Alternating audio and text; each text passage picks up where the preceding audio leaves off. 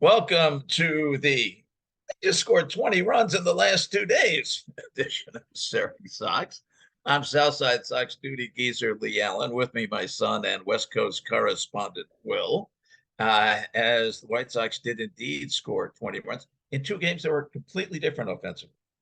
One was a homer barrage, and the one I worked the game. We're recording this Friday afternoon before they go to Oakland and hopefully win three in a row.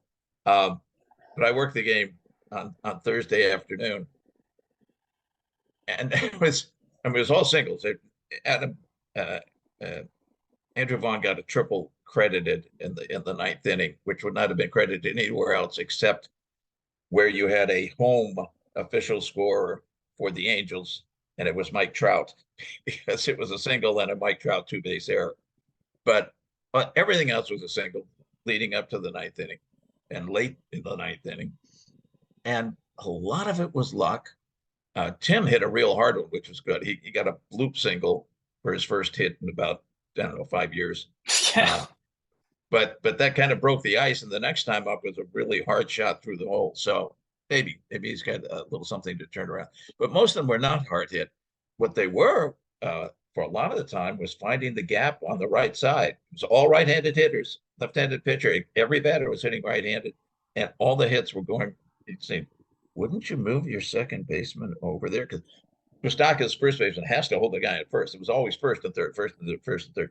So he's got to be close to first. Second baseman's playing as far as you can go and obey the rules on shift. And everybody just, I mean, there were 60-mile-an-hour ground balls rolling into right field.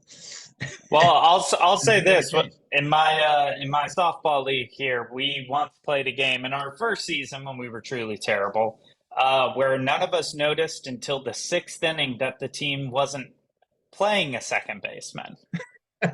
They only had 9 guys and elected not to have a second baseman. Myself included, did not notice this until the 6th. So I decided to bat left-handed in the 6th, and believe it or not, ground ball to second base. Nobody there to catch it. We were already down by 15 or something, but I credit the White Sox for taking better advantage of that than we did. You would think the Angels would have picked up on it and realized what was you got to going on. credit the hitters. I mean, they weren't hard hit balls, but Sox strike out a lot. They strike out 16 times in that game after they had their 6-run inning. But they didn't strike out that inning. Maybe the pitcher was pitching very badly, but they put the bat on the ball. As you've been coached in baseball. I have been coached and coached baseball. And what do you always say? When you put the ball in play, good things can happen. Yep. They put the ball in play and good things happened one after another after another. It was great. Anyhow, that brings the record to 36 and 47, only 11 under 500, but undefeated in the second half of the season. 2-0 now. Oh, okay. We're games 82 and 83. Great. Okay. I was like, well, we haven't quite had the All-Star break, but no, and they cannot be over 500 by the All-Star break because there are only 9 games left, even though 3 of them are with Oakland, 3 of them are also with Toronto. Yes, we are at least tied for the best record in the second half of the season. We are at least tied. Nobody can be better. Good place to be. Only 4.5 games out. Cleveland today, they were here. Cubs slaughtered them 10-1. You lose to the Cubs 10-1, you're really bad. And it turns out, like, this division, it's, all of the AL Central is in the bottom 9 in baseball and on-base percentage. Wow. All 5 teams. It's just right. Anyhow. I think we can retire your joke of triple AL Central and make them the double AL Central. Double AL Central, it may be. Yeah. Think about how infuriating it's got to be in the West or the East right now. It's got to just be every day. We're in dead last place, and we would own that division by 50 games. Absolutely. We're going to send a team that might be 500 to the playoffs. Might be 500. I doubt it. Dakota now has the White Sox at 75 and 87. That's a playoff That's record, still baby. it still has both Minnesota and Cleveland over 500. That's ridiculous. 538. This is sad. This is sad for us because we've always liked to go to what 538's projections were. No more. No more 538 projections. Really? 538 has been made a part of ABC News by Disney, which bought them. Okay. And continued doing these projections for a little while. But Nate Silver, who quit because of all the layoffs that Disney was doing, and right. hence ABC was happening to ABC, he got disgusted and he quit. He owns the algorithm. It turns out it's his personal ownership of the algorithm. They can't have it. So no more baseball projections of any kind because Nate owns them. So next year, or in the fall, especially with the writer's strike, we're going to see Nate Silver on Shark Tank. And he's going to be saying, I've got this idea for this company, 539. And, Yeah. and Mr. Wonderful is going to say, well, I mean, it's a good idea in theory, but only if you own the algorithm. And he's going to say, I own the algorithm. 5 sharks are going to be in on that one. Yep. And he'll have it. Oh, before we leave, the Cleveland lost to the Cubs 10-1 today. They didn't score till the 9th, incidentally. Nick Madrigal went 2 for 4. Nick Madrigal is hitting 281. We both liked Nick Madrigal before he kind of sort of fell apart. Nick Madrigal should be hitting 281. He should be hitting 381. What's his purpose if he's not hitting for average? No offense, Nick. I do like you a lot. But early in the season, he was hitting 220, 230. Also doing well, incidentally, in the ex-White Sox, Jose Abreu is starting to hit very well. He was starting to. Yeah. He's been pretty abysmal. He was absolutely horrible for the first 2 months. Yeah, he's started picking it up, and some of that at the expense of the Dodgers. But here in LA, I went to some of those games, which I'll talk about briefly. I went to 2 of the 3 Astros-Dodgers games. The booing, very much alive and well. The anti-Astro booing is unbelievable. And it's only going to 2 guys. So the Dodgers fans do read up on this, kind of.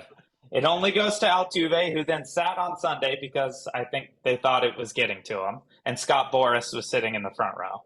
And then Alex Bregman. Bregman, I mean, we're in earthquake territory here. I would think if you lived within 5 miles of Chavez Ravine, when those guys came up to bat, you thought it was at least a 5 on the Richter scale. I've never heard anything like that.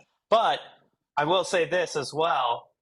We honored the 1981 infield before the Friday game at Dodger Stadium, and the crowd gave Dusty Baker a huge ovation. So it was nothing to do with it. Right. And of course, but it was just, it was nice to see Dusty get the ovation he deserves. And honestly, no one else on that team was really even involved. Kyle Tucker was kind of a major leaguer at that point. But yes, the booing is alive and well. So I'm sure it is in other ballparks as well, but they have particular bad taste for them in LA. Yeah. But, I keep coming back to this. Those Astros, and I don't know if they did something that I think most teams would do, but they just did it so stupidly and brazenly that they deserve problems for it. But they were a better team on the road. They had a higher batting average. They scored more runs per game. They had more home runs, etc. on the road. And you want to know why? In the World Series, they won 2 games in LA. It's true, but guess what? There's a lot of trash cans in that ballpark in LA. There's a lot. I was walking around taking note. I was like, they could be using any one of these. Oh, speaking of trash, one of these. This is, sorry, folks, but this is Will's softball team. That's right. Those Thursday nights are called the Trash Pandas. That's Yesterday afternoon's game, somebody on the Angels was brought up from the Trash Pandas. And I know this because Steve and Jason got into this long discussion about trash pandas. What the heck's a trash panda? And they looked it up, found out it's a raccoon and all that kind of stuff. But so trash pandas are now famous, at least within the very small realm of people who watch Chicago White Sox television games. Oh, they sure are. Yeah, they're an Angels minor league team. It is not us. We are not the Angels minor league team. If it was, I would be texting Shohei Ohtani right now saying, "Get out, man. The farm system is looking weak. There's no future in Anaheim, dude." No, but thank you for bringing it up. We did have an incredible first win to start our season, really the way you want to get going, which I knew is why you brought that up, so I could I was trying to be kind. talk about how good my softball team is. But back to the AA Central. We're 4.5 games back. We're 11 games under 500, but somehow only 4.5 games back, which is incredible. I'm still lost at what do we do? What do you do? Because yes, you could say, okay, we're only 4.5 games back, so we should be buyers, right? We should be trying to win this division. But why win a division that you're going to lose in the first round? You're going to lose in the first round. You have no chance, no matter who the wild card teams are at this point. You have no chance of winning in the first round. It's probably going to be Houston, Toronto, Baltimore, or the Yankees. I mean, that's kind of your realm right there. Those are 4 teams we absolutely could not beat in a 5-game series. When in that situation. Yes, in that situation. Where their best pitchers are pitching and whatnot. Exactly. You really, for that first series, you need 3 to 4 good starters. And we don't have that. So what do? Do you buy at this deadline to make it into a playoff series? I don't know what the financial reward is. Well, the number one pitcher available you already have that they say may be available is Giolito. Right. Yes. And Giolito, I think, is as good as gone. I feel like even if you're buying, you get rid of Giolito because he's at the end of his deal. I don't know what to do. For me, if it was me, I'm getting rid of everybody. I'm getting rid of anybody and everybody that people will take. Obviously, except for the guys we have locked up long term. If you get rid of Luis Robert, you're basically telling your fans we are the Oakland A's now. But in terms of the guys who are, there's no one really desirable outside of Giolito. No, Anderson's hitting .231. I just wrote a piece that as of the time that we're recording here, Brett hasn't put up yet, but probably be up in the next day or so. And in order to do my proposed trade, I had to do research, of course. I went to baseball trade values, and I looked at the guys who are out this year. The guys who will be free agents. There's only one that really matters. Keenan Middleton may bring something, but Giolito's the only one who'll bring much of anything. Then looked at the guys where there are team options for next year, so they could just let them go at the end of the year, and what they're worth, which is basically nothing. Then I went into the only other category where the White Sox have anything where if you traded somebody, you don't have another huge hole that you've created, which is designated hitters. Now, a couple of those, of course, notably Vaughn and Berger, desirable. So what I proposed, and you should come in on this, is that we go to the Tampa Bay Rays. Okay. We say we got 5 guys that are free agents. We got 5 guys that we have options on. We got 4 guys who are designated hitters. You can have all 5 of the first group and all 5 of the second group. Your choice of one of the first group, and that's just a negotiating position, of the third group. We'd let them have 2, but one of those guys. If you will also take Rick Hahn. Now, you know how, because a lot of times you get rid of a bad contract. So hold on. Let me just make sure I'm getting this right. You're proposing 11 players and Rick Hahn? They pick what they want. They take any of the 11 they want, because obviously they're not taking 11 it's guys. Any of the 11. Okay. Yeah, you take what you want, you throw them back. You take some extras and you trade them to other places. You do whatever you want with them. You take Rick Hahn. You're not making him your general manager. That'd be stupid. But they have, I looked this up, their assistant visiting clubhouse manager has been there 18 years. That guy deserves a break. He deserves a promotion. And what better job for Rick Hahn than assistant visiting clubhouse manager? Because he screws up everything he does. And who do you want to screw up? The visiting team. The visiting team, Perfect. Yeah. Yeah, I mean, I'm sure the visiting clubhouse at Tropicana is already pretty awful. They've got 4 vice presidents, and 3 of them / general manager, and the other one / player personnel. we would run in return. We don't want any players. We just want in return our choice of those four to be our general manager.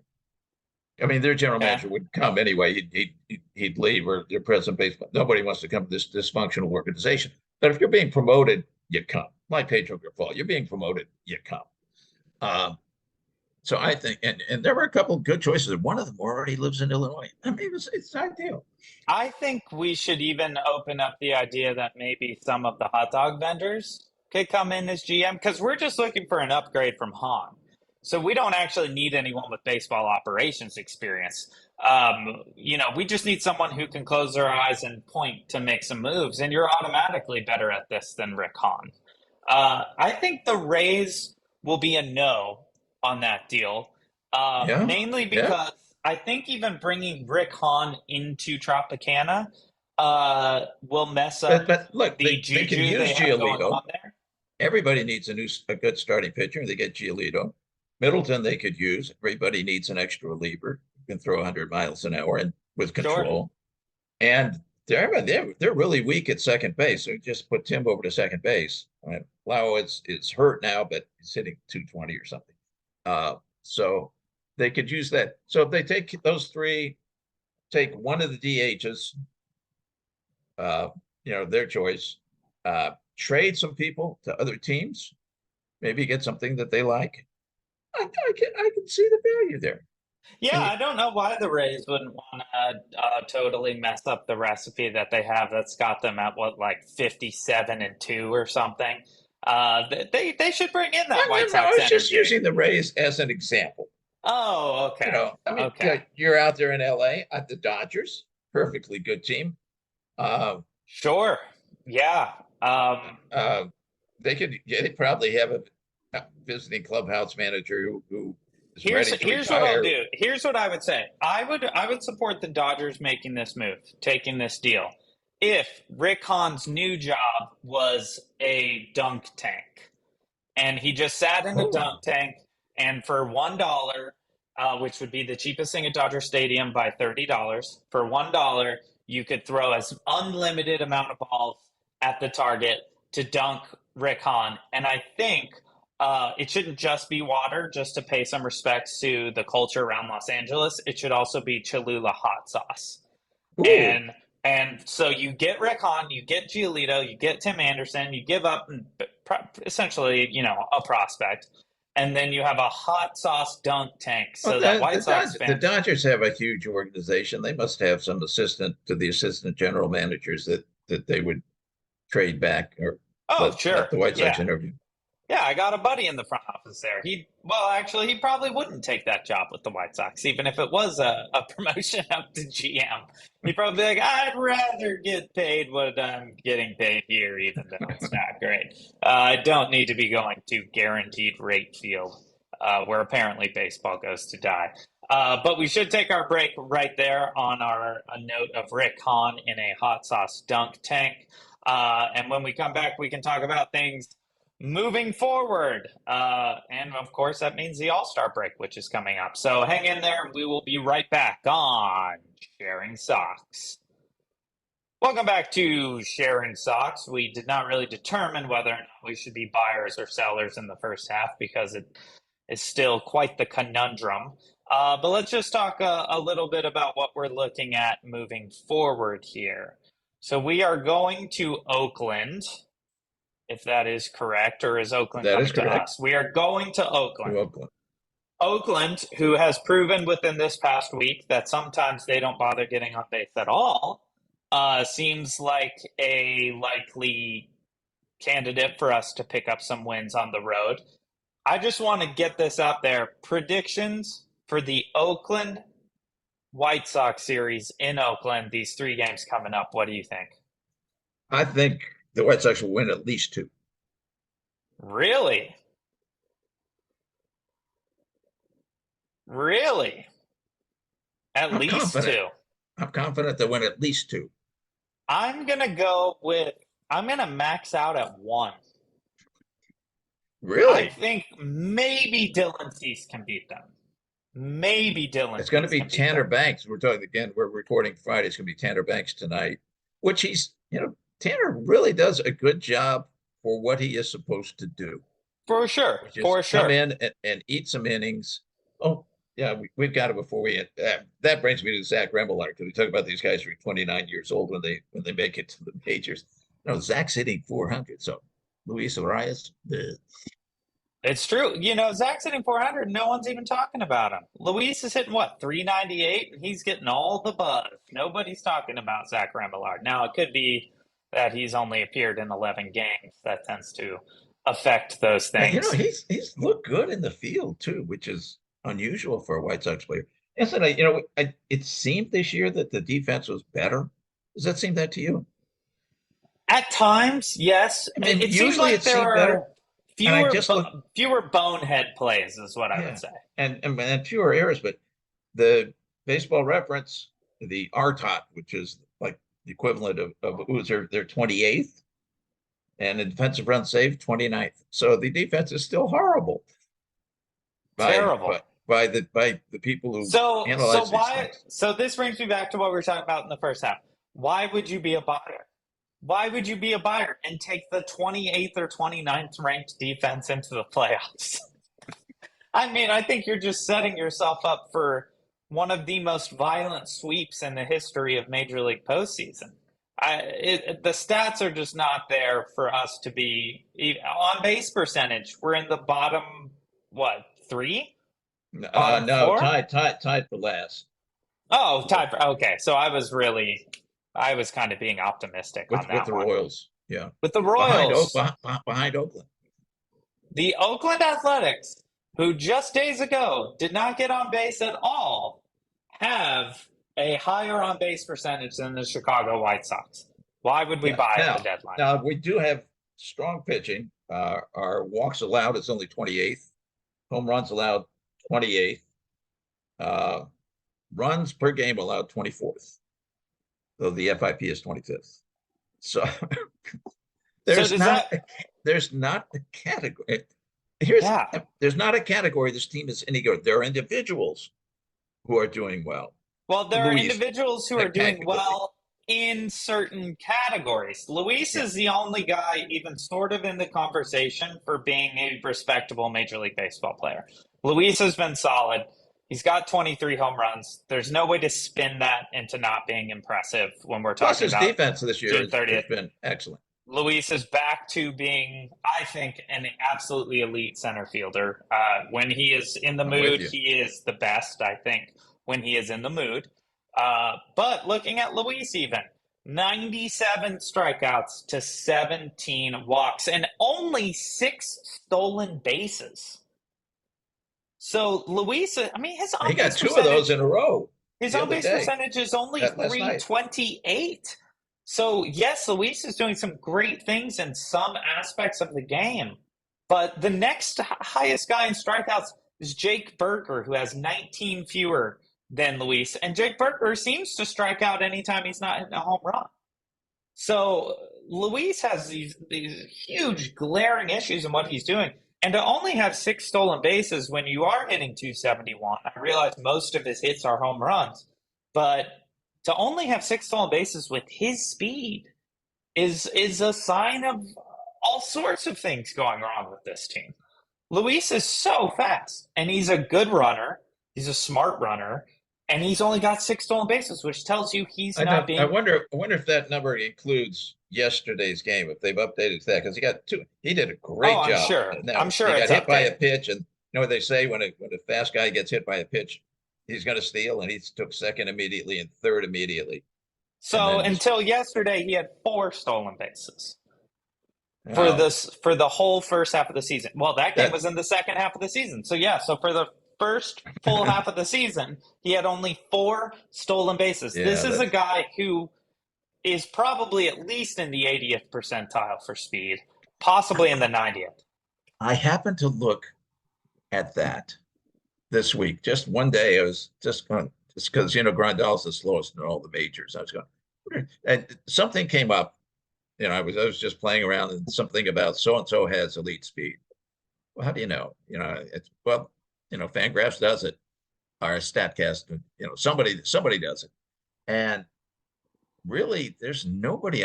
Luis is the fastest on the White Sox, but he was pretty well down. I mean, there were dozens of guys ahead of him on foot speed. Yeah, I mean, I would believe that, but for being the fastest guy on the White Sox to only Oh, have by four far. stolen Yeah. bases and keep in mind, this isn't 2022 baseball. This is the year of the stolen base. I mean, you've got obviously his speed is not the same as Ronald Acuna Jr.'s. Ronald Acuna Jr. is coming up on 40 stolen bases already, and it is June 30th. And yet we've got our fastest guy had four stolen bases in the first half of the season. I mean, that's not Luis getting on base and turning away signs. They're not sending him. I mean, he's not just deciding when to steal. Like they get signs from guys. So correct me if I'm wrong. Maybe this works differently now than when I played. But I believe even at the major league level, you are either told yes, you can do this, or I would no, say, don't do unless this. you are an elite runner, Right. there are guys who just have a permanent green light. I'm sure Yeah, I'm sure. Bobby Witt I'm Jr. sure has. Acuna Jr. and Bobby Witt Jr. and Corbin Carroll are just, if you think you can do it, do it. But most guys are getting signs, and Luis is either not getting the go ahead or he's getting the go ahead and just not going. But that makes I think that unlikely. super unlikely. I feel like even at Luis's level, we would have heard something from Pedro Grifol at this point with the struggles of this season, where he would say, well, everyone's ignoring the signs. I mean, I think that would be pretty big news. That is something I don't think a manager would hold back on. A grown adult Major League Baseball player is ignoring all of his signs. But it's, even with the good guys like Luis, there's just so much going on. And then guys like Jake Berger, we talk about, oh, Jake Berger's been so great. He has 17 home runs. Yes, he does. But he's at 78 strikeouts to 11 walks. He's batting just 215, and his on base percentage is only 264. His Wow. on base percentage is only Yeah, 264. I that's mean, sad. it's sad to be at 17 home runs at this point in the season and have a .6 WAR is not good. I mean, Luis is so far ahead of everyone else in WAR. He definitely is an extremely valuable member of this team. But once you get past Luis, and I'm just on ESPN, I'm not sure which WAR they're using exactly here at this moment. Once you get past Luis, who is at 3.9, nobody else is at 1. Nobody else is at Is that 1. just the offense? This is offense, yeah. Yeah. So you've got Luis Roberts at 3.9. You've got Vaughn at .8. You've got Benintendi at .9. Benintendi, who has finally hit a home run. But And then, his hit consistently. but yeah, no, he's hitting well. I mean, he's hitting 284 and his on base percentage is 349. That's solid for a two That's hitter. doing his job. Yeah, that's exactly. He has the biggest contract in White Sox history, but in reality, it's not that big of a contract. So I do actually think he is earning his keep. He's solid left fielder, and he is getting on base at a much greater clip. I mean, if you take Benintendi out of the on base percentage discussion, it would plummet another 10 points, most likely. These guys And do not get on base. interesting when you talk about the one WAR. Again, immaterial whether it's B or F. That's kind of the minimum to be considered a major league starting player. Is 2 WAR. We're half a season, so one at this point. So if you're not at least at a 2 WAR, you're not really a qualified major league regular. So what we're saying is the White Sox have one regular major league player. And what we're also saying is that our starting shortstop, Tim Anderson, is about negative to Major League Baseball players. And this Wow. is, I mean, it's incredible. Again, I'm just looking at batting stats. He's a negative 1.1 at the plate in WAR, negative 1.1 on June 30th. His fielding has been pretty atrocious. The throwing errors have been plentiful. So I don't think, even if I looked at total WAR, I don't think he's making up any of the negative 1.1. And if he is, it's a very small amount. I mean, these guys are not Major League Baseball players. They really just aren't. Grandal is at a point 0.1. Eloy's at a point 0.4. Andrews is a negative Sebi's negative, 0.5. Sebi's negative 0.2. Moncada's right at 0, but he doesn't really play. Sheets is at a point 0.2. Vaughn is at 0.8. Which he's not going to be making goo gobs of war on the defensive side as well. So and also, we hope it doesn't prove true, but in the last 2 years, he really fades in the second half. True. But in the last 2 years, he had excellent first halves. He's not having an excellent first half, so we got to really hope he doesn't fade. Yeah. I mean, most of the guys I listed are behind Zach Remillard, who has played 11 games. He's at a 0.2, which would put him very much on pace to be a Major League Baseball player. Just if you did, if you accounted for the length of the season, very, very, very much so. Now, do I think Zach Remillard's batting 400 tear is going to continue at that rate? No, I don't. But he has been kind of a nice little perk. And you gotta love the guys who've spent all that time in the minors and managed to work their way up. And absolutely, you gotta love them. Absolutely. It doesn't usually turn out they're great, but what the heck, give it a shot. But sometimes it does. The one thing as we talk about this trade deadline coming up, the bullpen has a few guys who are playing pretty consistently well at this point. Guys that actually would have some value on the market, even guys who I thought were totally done. I'm sure there's an episode of this podcast from May where I talk about Joe Kelly never being able to pitch again in major league level. Joe Kelly has shown some signs of life. Middleton has been, in a lot of ways, the most pleasant surprise of the entire season. He's one of my favorite players to watch. I think he's as good as gone. Unless we do stupidly try to win this division. Middleton and Santos are guys I would sell right now. While their value is the highest it will probably ever be, I would be getting rid of those guys today and asking for a lot for them because you got to get rid of those guys. Relievers are such a crapshoot that you have no clue if Middleton's going to be any good at all in August. You have no clue if they don't have huge body of work to look back on. So these are guys you got to get rid of if you're selling. You got to get rid of them as soon as possible. Graveman is another guy you got to get rid of before he starts to tank worse. Kelly is a guy who I think has value. Got to get rid of him. And, it pains me to say it because I love Lucas Giolito, but I think you have to get rid of Lucas Giolito at this deadline. I don't think there's a world where Lucas Giolito signs with the White Sox. So he is. No, I don't think straight up rental. He was saying nice things a week ago or so about, oh yeah, I love Chicago and I love this team. He's just been a nice guy. I believe he loves Chicago and helping his guy. And I believe he has loved playing Chicago. for the White Sox. Yeah, I believe that he has had a lot of enjoyment playing for the team in a lot of ways because the fans love him. But I think there is just above that movie Oppenheimer's coming out, and in the trailer, Matt Damon asks Cillian Murphy, who's playing Oppenheimer, what are the chances that when this goes off, we destroy the world? And Oppenheimer says, near zero. And Matt Damon says, near zero? That is the same thing I would say about Lucas Giolito signing with the White Sox in the offseason. I don't think we're going to blow up the world and get him back. But bear in mind, here's what you have to bear in mind. This is a very important note because go back to my proposed trade, which you seem to scoff at. Who's making the decision of who you get for Lucas Giolito? Or for Keenan Middleton, or for Tim Anderson, or hardly anybody else.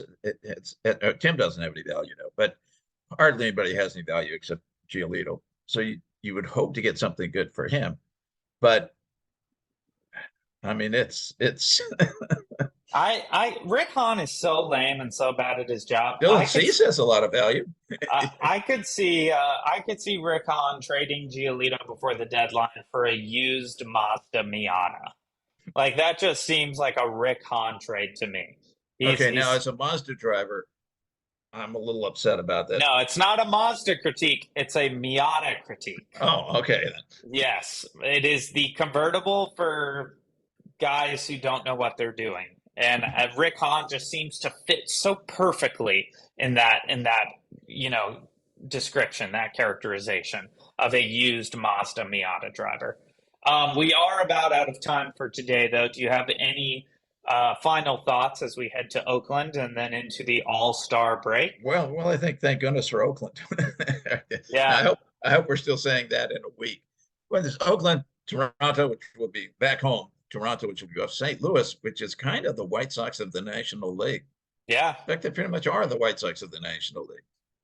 In some ways, I would say they're actually a little more disappointing because I think they have their stars are better stars. Well, they have some serious stars, yeah. Yeah. Well, they're very much playing below what they should be playing.